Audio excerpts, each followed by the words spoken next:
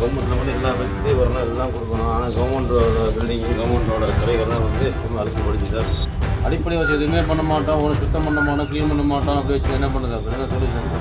Machine நல்லா இருந்தால் 4 வேலை கொடுக்க முடியும். சரி, மிஷின் பராமரிச்சு வேலை கொடுக்க முடியும். 2 வேலை தான் வீட்டில் உட்காந்துருந்தா வேலை மூடிட்டு உட்காந்துக்க முடியும். ஃபேக்ட்ரி க்ளோஸ் 2000 3000 செலவு போட்டு டோர் போட்டுக்கலாம்ல. பண்ணுங்க, சுத்தத்தை கொண்டு வாங்க. நம்மளும் ப்ரைவேட் மில்லுக்கு ஈக்குவலண்டாக அவங்களோட குவாலிட்டி மெயின்டைன் பண்ணி கொடுக்கலாம். இப்போ சில வருஷங்களை பார்க்கும்போது கடந்த 2-3 2023 24 24 25 26 வரும்போது 40 லட்சம் மெட்ரிக் டன் லெவலில் தான் நம்மளோட பேடியோட ப்ரொக்யூர்மெண்ட் இருக்கும். இந்த ஆண்டு அதாவது மழை கொஞ்சம் அதிகமாக இருந்தது, ஈரப்பதம் நல்லா இருக்கு. போர்வெல் மூலமாக சில விவசாயம் நிறைய பேர் பண்ணுறாங்க.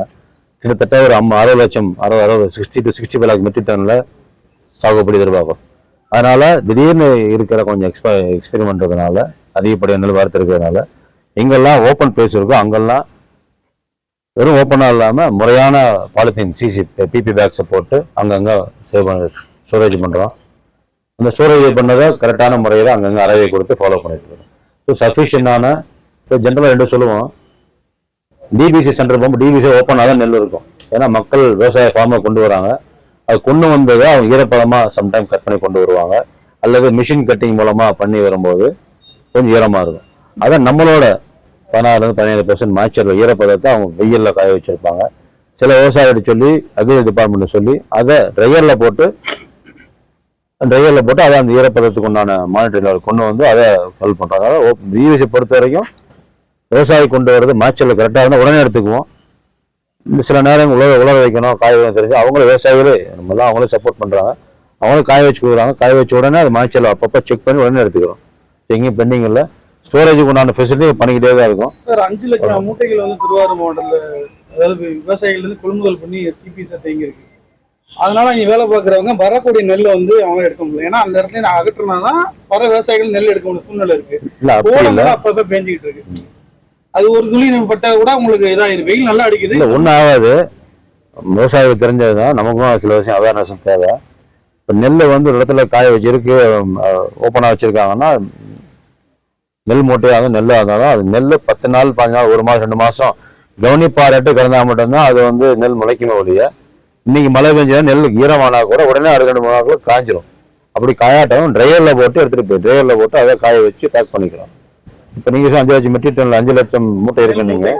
யூஸ்வலாக எங்கெல்லாம் அதிகப்படியான மூட்டைகள் இருக்கோ அந்த போன சீசனில் கடந்த ஆட்சி காலங்களில் ஒரு 7-8 லட்சம் மீட்டர் போன செப்டம்பர்லேருந்து ஒரு 7-8 லேக் மெட்ரிக் டன்ல இந்த பர்டிகுலர் டெல்டா மாவட்டங்களில் மட்டும் அதை தேக்கமாக இருக்குது. அதுக்கு நான் முன்னேற்பாடு எடுத்துக்கிட்டு இருக்கோம். முதலமைச்சர்ட்டையும் பேசியிருந்தோம். பழைய அரிசிகள் பழைய நெல்மணிகளை எங்கெல்லாம் தேக்கமாக இருக்கும் அதெல்லாம் ஹல்லிங் பண்ணுறதுக்கும் அதை ஸ்டோரேஜ் பிளேஸுக்கும் மாற்ற நடவடிக்கை எடுத்துக்கிட்டு இருக்கோம். இனி வரும் காலங்களில் இந்த மாதிரி எங்களும் தேக்கம் இல்லாமல் கூடிய சீக்கிரம் பண்ணிக்கிட்டோம். ஊழல் இல்லாமல் வந்து நம்ம சிஎம் வந்து ஆட்சி இருந்தாங்க. ஆனால் இப்போ நம்ம ஃபுட் கார்பரேஷன் சேர்மன் உமாநாத் வந்து 1500 கோடிக்கு டெண்டர் எடுத்துட்டு அதில் வந்து L1 1.5% கமிஷன் வாங்கியிருக்கா சொல்லி நேற்று சவுக்கு சங்கம் சொல்லியிருக்காங்க. அதுக்கு தான் சொல்றேன். அது பத்திரிகை நம்பர்லாம் தெரிஞ்சது தான். பத்திரிகைங்கிறது ஒரு ஓப்பனான டிபேட்டான ஒரு காலம். யாரும் என்ன கருத்துக்களையும் சொல்லலாம்.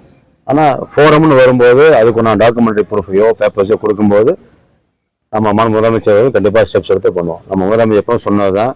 போன அசம்பிளியோட பேசியிருக்காரு. நம்மளோட கவர்னர் உரைக்கு பதில் சொல்லும் தீர்மானத்தை சொல்லியிருக்காரு.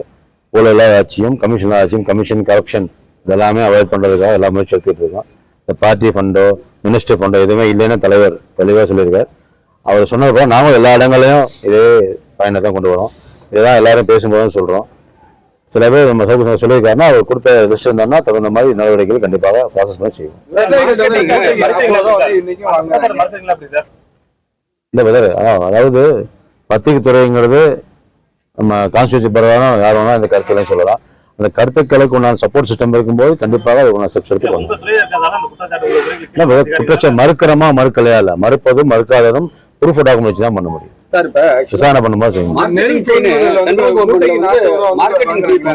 2% வந்து மார்க்கெட்டிங் ஃபீன்னு சொல்லி கொடுத்துருக்காங்க. மக்கள் தெலுங்கானாவா இருக்கட்டும் ஆந்திராவா இருக்கட்டும்.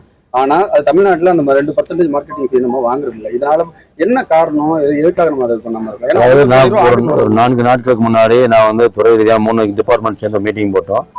அக்ரிகல்ச்சர் டிபார்ட்மெண்ட், கோவை டிபார்ட்மெண்ட், எங்களோட துறையும் சேர்ந்து மீட்டிங் போட்டோம். அதுலேயும் சம்மந்தப்பட்ட டிபார்ட்மெண்ட் வந்து நாபார்ட்லேருந்து வந்திருந்தாங்க, NCC வந்திருந்தாங்க, எல்லா துறையும் வந்திருந்தாங்க, பேசிட்டு FCI டிபார்ட்மெண்ட் வந்திருந்தாங்க. அவங்கள்ட்ட பேசிட்டு அவங்களும் இந்த சொன்ன 2% சொல்லியிருந்தாங்க. டிஸ்கஸ் பண்ணிக்கிட்டு இருக்கோம். இனி வருங்காலங்களில் எதோ பெஸ்ட் பண்ண முடியுமோ முதலமைச்சர் கேட்டுட்டு கண்டிப்பாக பண்ணுவாங்க. நீ 40 ரூபா வந்து நெல் கொள்முதல் வாங்குறாங்கன்னு சொல்லிட்டு திருவாரூர்ல வந்து முதல்வராக இருக்க விஜயகாந்த் சொல்லியிருந்தாங்க. இப்பயும் அந்த 40 ரூபா வந்து மூட்டைக்கு வந்து 40 ரூபா வாங்குறாங்க நிறைய நெல் கொள்முதல். அது எந்த மாதிரி நடவடிக்கை எல்லாம் இருக்கும்? ஒரு சில இடங்கள்ல 50 ரூபா வரைக்கும் வந்ததா சொல்லி குற்றச்சாட்டு நிறைய இருந்திருக்கும். பட் நம்ம ஆட்சி அமைஞ்சதுக்கப்புறம் நான் பல இடங்களுக்கு சுற்றுப்பயணம் போகிறேன், பல மக்களை சந்திக்கிறேன். கலைநிலை ஊழியர்லேருந்து இருக்கிற ஒரு விவசாய மணி வரைக்கும் எல்லாத்தையும் பார்க்குறேன், எல்லாத்தையும் பேசுகிறேன். எல்லா இடங்களையும் நீங்கள் சொல்கிற அந்த 30 ரூபா 40 ரூபா இல்லை. நான் கூட நேற்று பேசும்போது போயிட்டு வந்தேன். நேற்று நம்ம சென்னை பகுதியிலையும் பார்த்தேன், எல்லா மாவட்டம் பார்க்குறேன். மோரோவர் இப்போ நம்ம சொன்ன மாதிரி ஒரு வாரத்துக்கு முன்னாடி எல்லா அமைச்சர்களும் ஃபோன் நம்பர்ஸையும் நம்ம பப்ளிக்காக கொடுத்துருக்கோம். எனக்கும் நிறைய பேர் ரேஷன் ஷாப்லேருந்து கால் பண்ணுறாங்க, டிபிசிலேருந்து விவசாயி கூப்பிட்டாங்க. நேற்று கூட டிபிசி விவசாயி கூப்பிட்டாங்க. இந்த மூட்டைக்கு 4 ரூபா 40 ரூபா 50 ரூபா எங்கேயுமே இல்லை, அதெல்லாம் அகற்றப்பட்டது. நான் சம்மந்தப்பட்ட டிவிசியில் பேசும்போதும் சரி, அங்கே இருக்கிற கூலி இதில் கூட பேசுகிறேன். அவங்கள்ட்டையும் அவங்களுக்கு சொல்லி வாங்கலாம் சொல்லி கொடுத்துருங்க. வெயிட் பண்ணிட்டு இருக்கோம். எல்லா நேரம் ப்ரொடெக்டிவ் ஸ்டெப்ஸ் எடுத்துக்கிட்டு இருக்கோம். இன்னொரு முடிஞ்ச வரைக்கும் எல்லாமே கம்மி பண்ணிட்டாங்க, எங்கேயும் வாங்குறது இல்லை, வாங்குறது எங்கேயுமே இல்லை. இனி வருங்காலம் நான் ஸ்ட்ரிக்டாக சிஸ்டம் ஃபாலோ பண்ணுவோம். முடிஞ்ச வரைக்கும் இப்போ சில வாங்கிட்டு இருக்காங்க சார். இப்போ நீங்கள் தான் சொல்கிறாரு இல்லையா, அவர் தான் சொல்கிறாரு. அதை மேற்கொள் காட்டுங்க. இந்த டிவிஸ் வந்து நான் பேசி என்னென்னு செக் பண்ண சொல்லுவோம். பெட்ரோல் டீசல் விலை இது அதிகமா இருக்கு, பற்றாக்குறை இருக்கிறதால நம்ம PM கவர்னர் எல்லாம் வந்து இந்த கான்வாய் வாகனங்களை குறைச்சிருக்காங்க. ஆனா இப்ப நம்ம தமிழக முதலமைச்சர், இப்போ நம்ம அமைச்சர் எல்லாமே கான்வாய், நேற்று என்ன ஆச்சுன்னா இங்க திருவாரூர்ல அமைச்சர் பர்வேஸ் போற கார்ல வந்த கான்வாய் கார் மோதி இன்ஸ்பெக்டர் ஒருத்தவங்க பரிதாபம் அடைஞ்சு இப்போ சப்மிட் ஆயிருக்காங்க. சிவகேஸ்ல கான்வாய் வாகனங்கள் குறைக்கிறது ஏற்படுமா? எந்த ஒரு விஷயம் நம்ம பப்ளிக் சர்வன்ட், மினிஸ்டர்ஸும் MLA பப்ளிக் சர்வன்ட்ஸ் தான். நம்ம ஒவ்வொரு சூழ்நிலையிலையும் குறைகளை கேட்டிருக்கிறோம், எல்லாரோட குறைகளையும் கேட்குறோம். இந்த மாதிரி சில இஷ்யூஸும் கேட்டோம்னா அது உடனே ஸ்டெப்ஸ் எடுத்து நீ வருங்காலங்களில் அதுக்கு நான் செயல்பாடுகள் இருக்கு. அறிவிச்சிருக்காங்க சார். குருவையே பண்ணாத விவசாயிகள் என்ன சார் சொன்ன? ஏன்னா குருவை ஆளுநர் பண்ண முடியும். மேட்டூர்ல தண்ணிங்கிற வாய்ப்பு இல்லை. அடுத்த ஒரு போகங்கிறதே ஆண்டவன் மழை கொடுத்தாலும் உண்டுங்கிற சூழ்நிலை நிலவுது. குருவையே பண்ணாம இருக்கக்கூடிய விவசாயிகள் எப்பவுமே ப்ரிப்பேர்டா இருக்காங்க.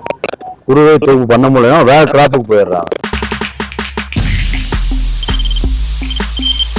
தவிர்க்க முடியாத தம்ப்நெயில்ஸ், கலக்கலான கண்டென்ட்ஸ், சினிமாவும் சீரியஸ் பிரச்சனைகளும், பல வருடங்கள் இடைவெளிக்கு பிறகு இந்த படத்துல ஒரு கலகலப்பும் கைகலப்பும்,